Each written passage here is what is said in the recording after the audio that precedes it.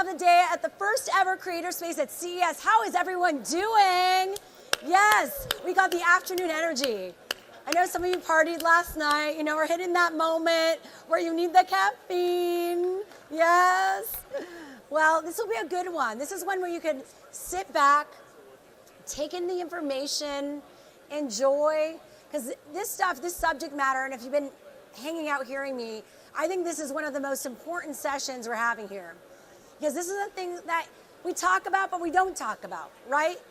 And all of us are navigating this subject matter, no matter where you are in your career. If you're a beginner creator, if you're a mid-size, bigger one, we're all navigating, contracts, figuring out how to protect our IP, our brands, our businesses, figuring out what's fair, what's equitable.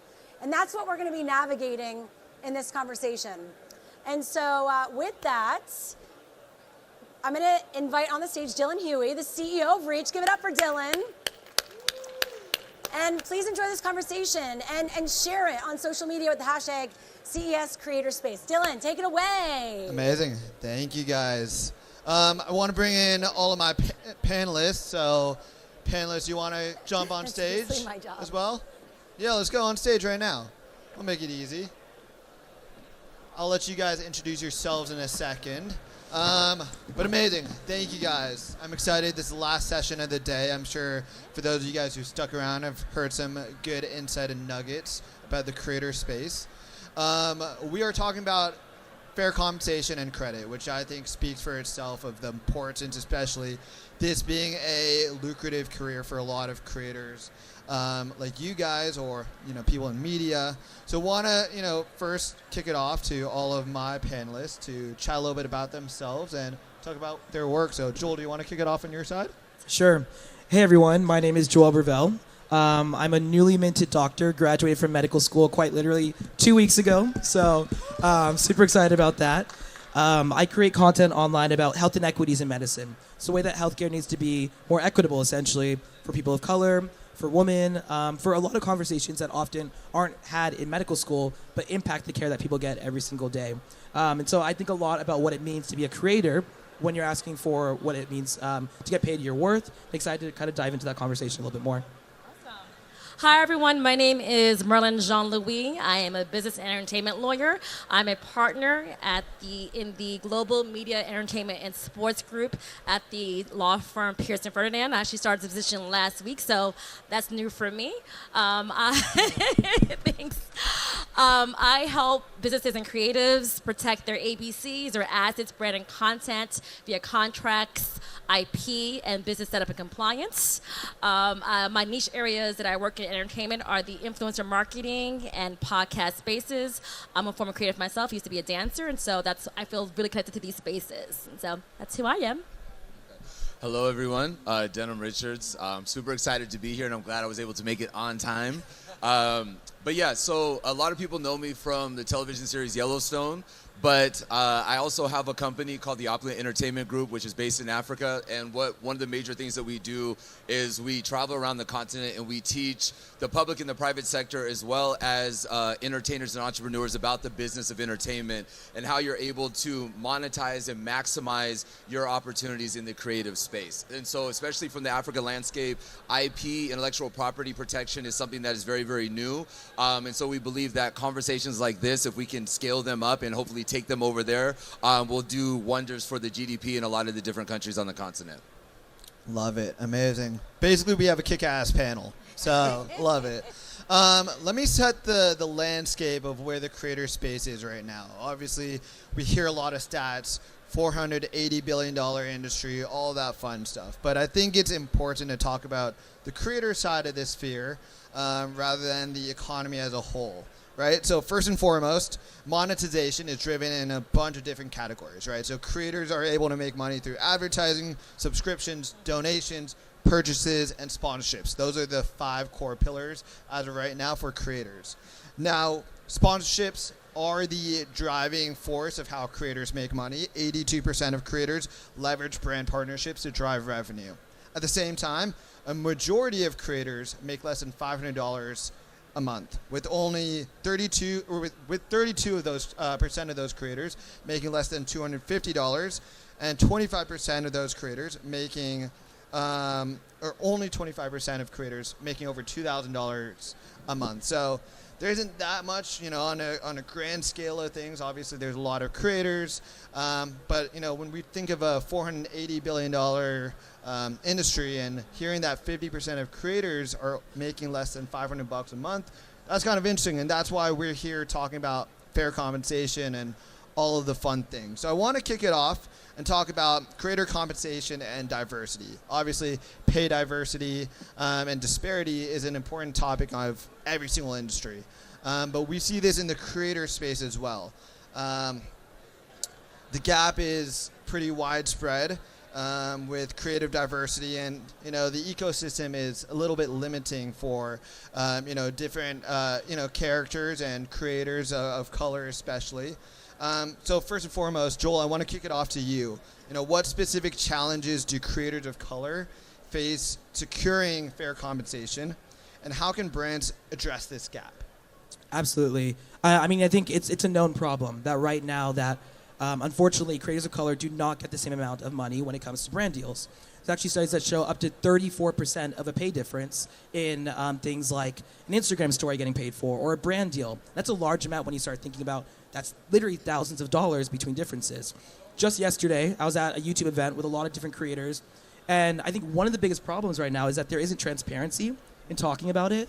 And so my mission is whenever someone asks me how much I get paid for a brand deal, how much I charge, anything, I tell them right up front.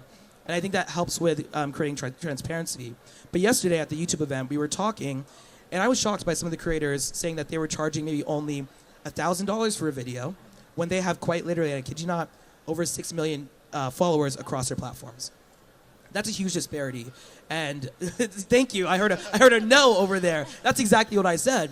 And so the rule I typically give people is 10% to be the baseline of your followers, and then adjust that based on your engagement rate, based on how much you're actually engaging with your audience. If you have other venues like a podcast, or if you have other talents, if you're in medicine, something that's specific to you. I think what brands can do is recognize that there's these disparities that exist and really try and invest in making sure that creators understand their own value. Companies like Meta, TikTok, Snapchat, YouTube have all done that through creator programs. So Meta had We the Culture. That was a program that amplified Black creators. TikTok had the TikTok for Black Creatives program. YouTube had the Culture Creatives. Snapchat had their Snapchat program. All of those are amazing ways to invest in talent, but also to teach creators how to ask for your worth, because that overall builds the brand for a social media company as well as any brands that are working for them. Amazing. Marilyn, I want to ask you from your perspective, how do companies typically, obviously, you seeing a lot of these contracts, how do companies typically determine creator compensation? Obviously, it's a two-sided street. A creator is going to ask for something, and a brand is going to, only want to pay so much amount of money. And what steps can creators take to ensure they're fairly valued, especially when advocating for equal pay and diversity in partnerships? Excellent question. I would like to just first say that, when you see equal pay laws or like discrimination laws, unfortunately, it does not apply to this space because those laws apply to employees. And most of the times, creators are independent contractors. And so that's just something to put out there. But to answer your question, it's like you look at several metrics, your audience. What platform are you using? Your reach, pun intended, to Dylan's company. What type of content is being created? Their budget, too, as well. So what are some things that content creators could think about when coming to the table to get fair compensation? I think they have to understand that they have value. If a company is coming to them, they are having something of value to offer to the company. So to have a baseline of what they want their compensation to be. And to Joel's point, if you don't know what the baseline could be because you're not talking to your friends, you can have a conversation. I will make a caveat to say that lots of the terms in agreements are confidential. And so I don't know if companies are going to try to come after creators who have these conversations. I think it'll be really bad for branding if they do, but I don't think I think it's a good idea. Just keep that in mind. I love it. And then Denim, on your side, obviously being in the Hollywood space, traditional Hollywood careers often follow the same life cycle of the creator space. How can digital creators build longevity and adapt as trends evolve? Yeah, I think, and also I would say too, just one of the things I think is the most important thing that I tell all creatives, especially when we're doing this business, is about taking this seriously, like as a real career. And when you are getting those contracts, one of the things that we do find in Hollywood, and I know this because my entertainment attorney told me finally for the first time like 3 years ago, he was like, Denham, the entertainment industry is the only industry in the world where non-attorneys negotiate contracts. And so, because oftentimes you'll get artists that are just happy to be there, right? Finally, it's, tied or whatever, and they want to do a deal with me finally. And I'm just so excited that this major corporation wants it. So you immediately send it to your manager, your agent, or maybe a friend that's also doing it, and you're never thinking about an attorney. And then when the deal's not happening or properly, or the waterfall's not the way that you want it to be, then you're like, well, what do I do? And it's like, well, had you gotten an attorney to actually have looked it over, that might have been different. So that would have been first and foremost for me. I just want to say that. Attorney's very important. But I think from the entertainment space in Hollywood, I think that obviously we've seen from the digital space from going from basic cable, where the advertising is still king ultimately. I mean, a lot of our money is still made from cable. And a lot of artists are reliant on residuals that are coming from that space. But now you're seeing from the Netflixes and those things like of that nature, what that looks like. But now I think you have to be more diversified in the entertainment space. And I think that what it's done is it's now forcing artists to really understand what their unique product offering is. Outside of just either looking good or being a character actor, you almost have to, as yourself, be your own business and really say, what is my offering outside of this? And I think also, like for me, being on Yellowstone for the last 6 years, I think it can be very easy to just lean fully into just being a cowboy and allowing that to be your full identity. But then the problem is you get very trapped in a market, right? And then if you're looking at the United States, there's not that many black, of color, cowboys, and digital space marketing opportunities for that. So you kind of have to be very, very, I would say, widespread and very energetic about how your reach is. But I would say more than anything, I think for the creative, I think number one, it's you really need to spend time with other creatives that are doing the things that you want to do so that you can really learn and understand how to actually monetize it outside of just saying, I just want to make fun videos and get a lot of likes. Totally. 100%. Completely agree. Let's dive in. At the beginning, you segued to my next topic that I want to discuss pretty well, which is legal aspects of content creation, right? Obviously, there's a lot of moving pieces of the creator's face. NIL is always changing and adapting, and intellectual property is something that's super relevant. There's organizations like the Creators Guild of America, which just established a rider which is helping partner with brands to make sure that brands are paying fairly and getting different brands and talent management companies in agreement. There's tools like FYPM, which are being transparent about here are some of the brands, here are the terms they're going to offer, here's how you can negotiate it. I think I want to start with Marilyn, obviously, because you are on the legal side of stuff. But first and foremost, what are things that creators should be looking out for when it comes to the legal agreements? Obviously, you're not on record right now. I'm a lawyer, but I'm not your lawyer. So it's just information, not advice. But yeah, what are the things that you think that creators should be aware of just so that they can do their due diligence? Obviously, Denham said it was in a very interesting way. Creators and talent managers aren't lawyers, but they get very excited that they want to jump on those deals. First and foremost, what should they look for? And also, if they do want to get a lawyer, how should they go about finding the right lawyer for them? I think that's an excellent question. I did want to piggyback on what Denham said about your business. So I always say that if you're a content creator, and most of them are visual content creators, you're creating on content on TikTok or Instagram, you're basically a mini film production company. You're doing the same thing that Fox and Paramount does, but on a much smaller scale. But you still want to follow the same rules they do. So I'm going to expand a little bit on your question and talk about some areas of law that apply to just the content creator space. So first of all, contracts, yes. Like, anytime you want to have a collaboration with someone, you want to have that written out. First year law school, we learn all the ways in which contracts can be formed without paper, but we don't want to do that. We're going to just do the opposite and actually write it down. And so you want to make sure that the rights and responsibilities of each party are very, very clear in the contract.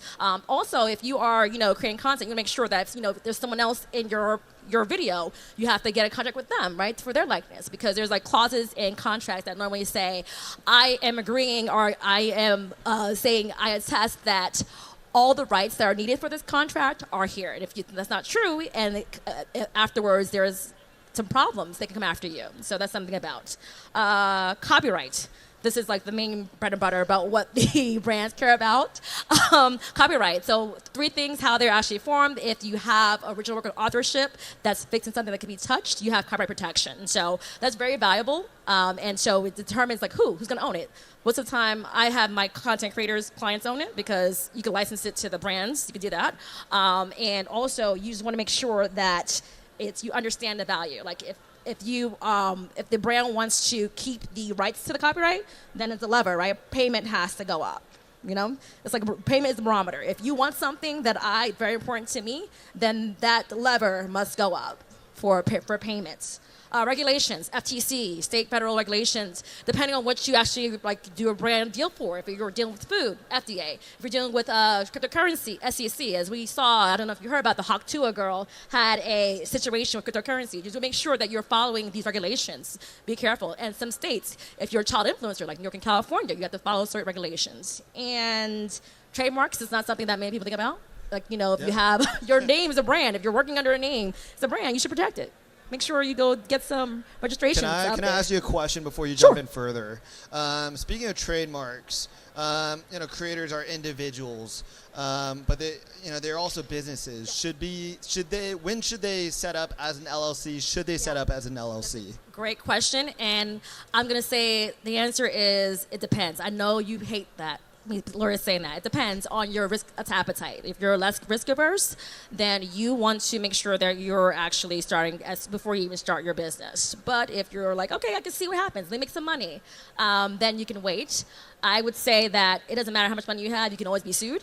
That's my perspective. And so I always say that my job as an attorney is to hope for the best, but prepare for the worst. That's literally what I do. My job is to make your business less risk averse, because that actually makes your company more valuable, right? No company wants to work with a content creator that they deem to be risky, i.e. that working with them will get them sued.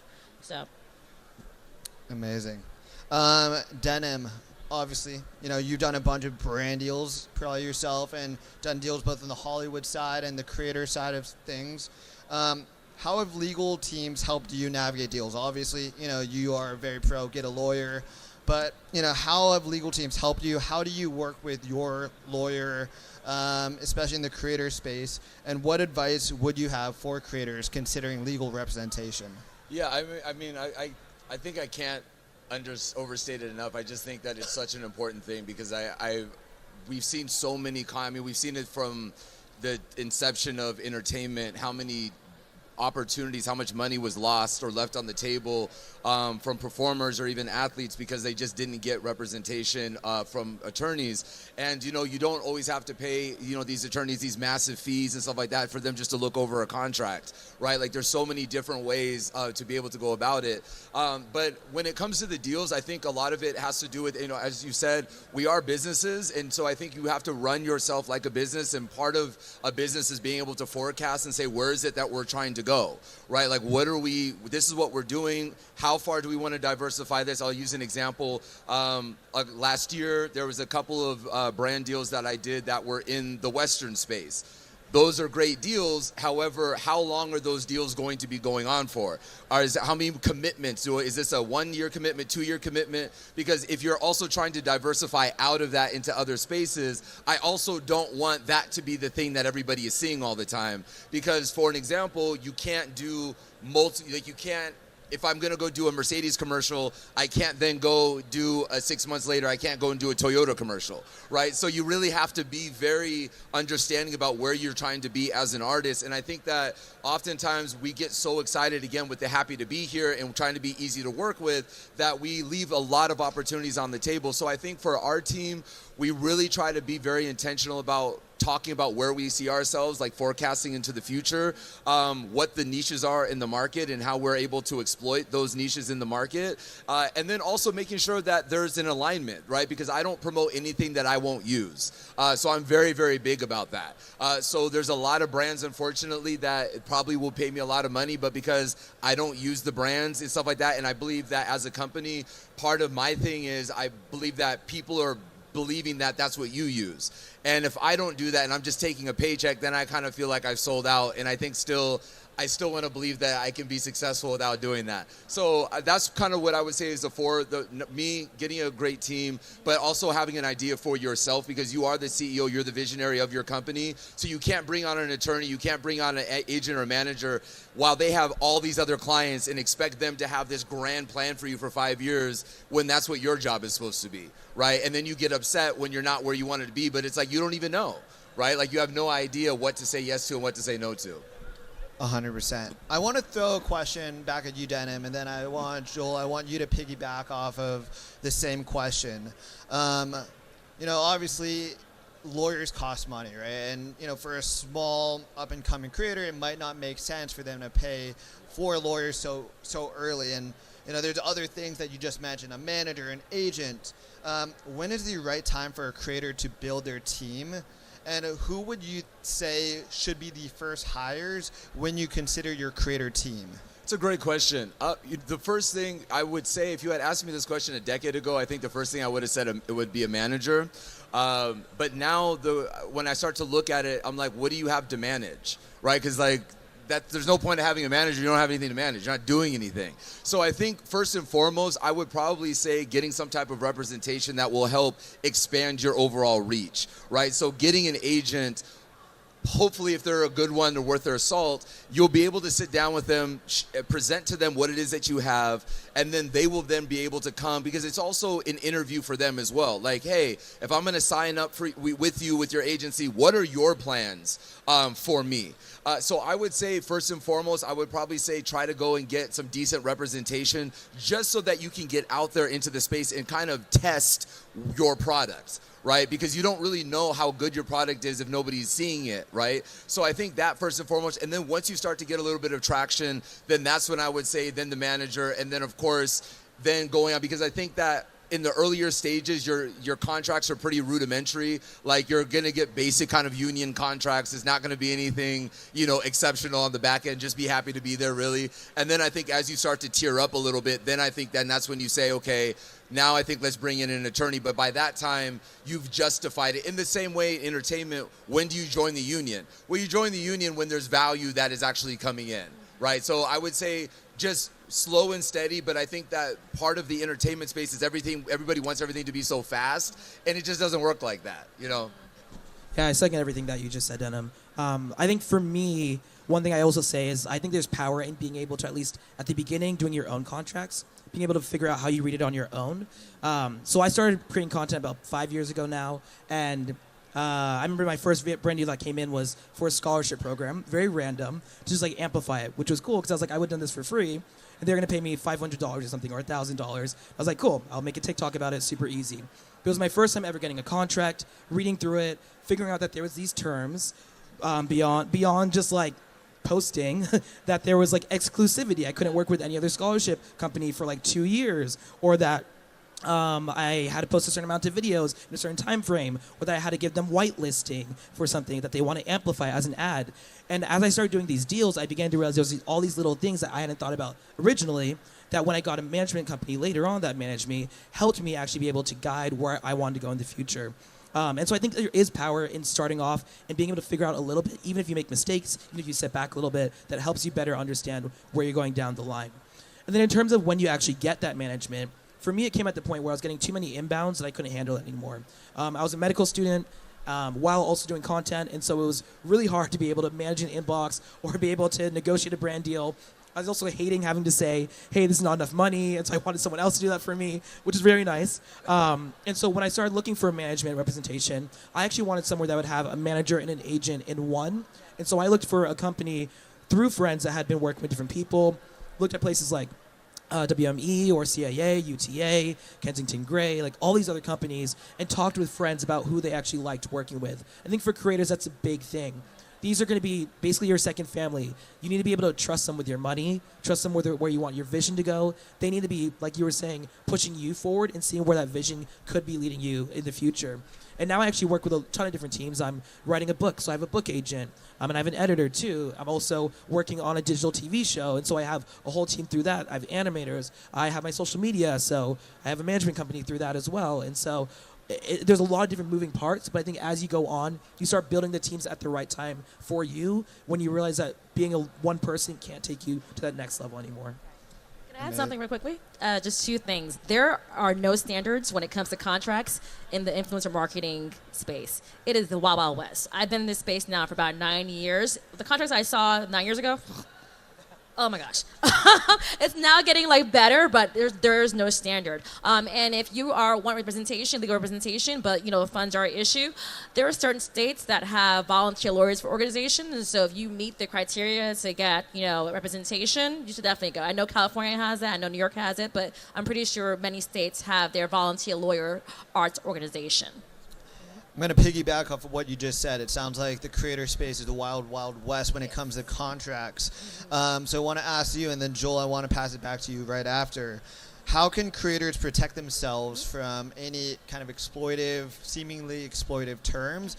And as well, what are your tips for creators to negotiate those terms that should be in their favor? Yeah, that's a great question. I would first say that you know that you can negotiate. Just because a company sends you a PDF of a contract does not mean you have to sign it. You can convert it to Word. Oh my gosh, hey.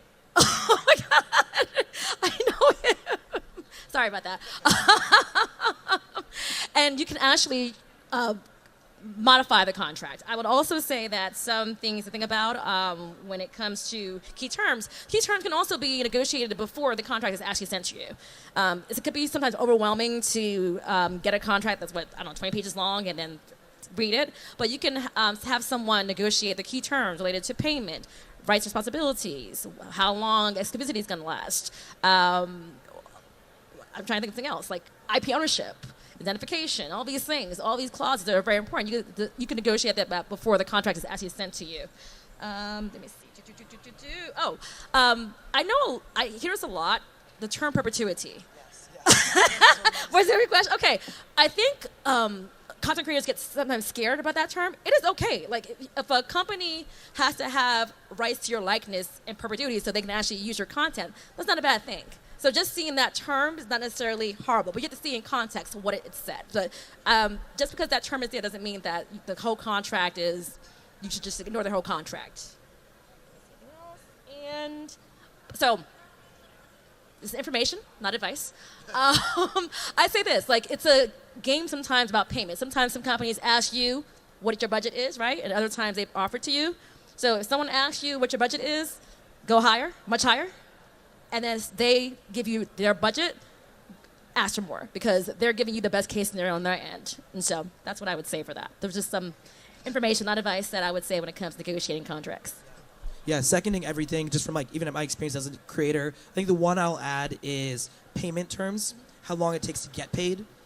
So net 30, net 60, net 90. Creators may have heard this. That's annoying. And so I think figure out what works for you, but I always try and bring that down to net 30 if I can, net 45 max. Just because basically what that means is that's how long after the deal ends that you're getting paid. Sometimes the deal can be happening for a year, right? And then you don't get paid out until 30 to 45 days later. Things you can do to make sure you get some money. You could say, hey, I want 50% now, or after, if it's a multi-deal thing, I want after the first video, I want 15%. Second video, I want 30%. Final video, that's when I want the last 70%.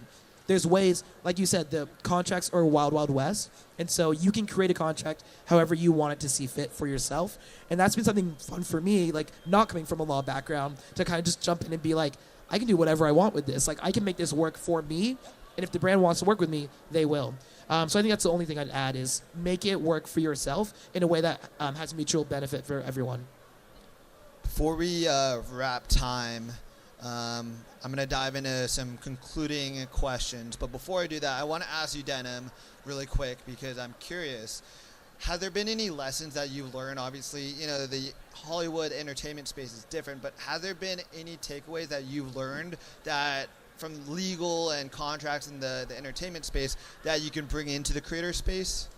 Yeah, I mean, there's a lot. I think that there is some really great structure. I mean, obviously the payment terms are a big thing, and I do think that at least being able to get some activation money up front just to show that, you know, I think is very important. You know, but I think more than anything, I think the timelines, you know, especially because you were saying a lot of creators, if they're starting based on the numbers that you were talking about, you know, if you're making less than 200 or 500 or even 1,000, you know, waiting months and months on end to get that to baby pay a bill, that's not conducive. So I think more than anything, I think it's what those opportunities are, and then adding a caveat, especially in the creative space, because we do this in television and film now, at least with ours, depending on, like, if you're dealing with a streaming service, depending on you have your baseline price, but then if it ends up getting more views than what we originally thought it was, then it activates a bonus. Right, so I think that those are some of those opportunities that you can do in the basic cable side for television. You'll oftentimes negotiate it based upon your residuals, right? You'll say, okay, this is a residual baseline, but then you can sometimes negotiate your residuals higher. So I think in the creative space, in the same way, you can say, okay, if we're saying it has to get $1 million, but if we end up getting $1.5 million or $2 million, then that then is going to activate another 35% bonus. And I think those are some of those things that are great for the company, because if they're getting more views, and that's great for them, and it's great for you as well. So I would say that that's some of the things that you can definitely do. Totally. I'll just add one thing onto that too. One thing that some of my friends have started doing as well is saying if we don't get paid out in this specific time frame, there's a 1.5 times or a 2 times payout as well. And that can be something to help you get paid, or at least make sure that you get paid on time too. So. Amazing. Well, I think we got a lot of amazing nuggets about fair compensation and credit. Obviously, achieving fair compensation in the creator space takes both advocacy as well as knowing your own value as a creator. I want to ask you guys all rapid fire as a last question. What is one thing you believe brands or platforms or creators should do immediately to make sure that the creator economy is both equitable and sustainable? Whoever wants it. Hire black creators. I'm all about equity, and we can't do that if you're not hiring black creators. Hire people on your team that are from different communities. You can't find these creators if you don't have people from different communities. All too often, most of the deals that I get are from people that are black, that have found me because my content resonated them in a way that it wouldn't with someone else. Because most of my content is talking about things like skin tone or how a race test is treated differently for someone that's black. You can only find different markets if you actually have people on your team that are from different lived experiences. I say that know your value. I know sometimes if you're a creator, it may seem like what you're doing is not important. It is. You're helping someone. And so I think, again, I said this before, if brands are coming to you, they see value in your content and your brand. And so it is okay for you to want the world. And if they say no, then walk away. It is okay. You know, not every deal is a good deal, like Denim said. I would say, you know, focus on your R&D, the research and development. I think as a creator, you are a business, and so you need to treat yourself as a business. And then when brands do come, also do research on the brands themselves so that you can ask poignant questions. Because I think that the more seriously you take yourself as a business, the more that those brands will actually sit down with you and treat you like an actual business. I do think some of the issue is sometimes the creatives get so excited about the creativity, but they don't get excited about being creative in the business side. So I think the more that we want you still to have fun, but you have to also understand how to get a return on your investment. So I would say focus on the R&D, focus really, really strategically on what brands that you want to work with. And also, like you said, research those companies and be able to see how many people that are there actually look like me so that I can actually have a better understanding, because it is really, really hard to come up with unique and fun ideas if you're working with companies and brands that don't have any understanding of your culture, your ethnic type, whether you're a male or female, et cetera, et cetera. 100%. Well, guys, we are at time. I really appreciate you guys for sharing your wisdom. For those of you in the audience who want to ask questions to these amazing panelists, I'm sure that they are more than welcome to chat with you guys afterwards. But again, please follow them. They are incredible. And thank you again. And thanks, Dylan, Thank for you. moderating. Thank you, Great everyone. job moderating.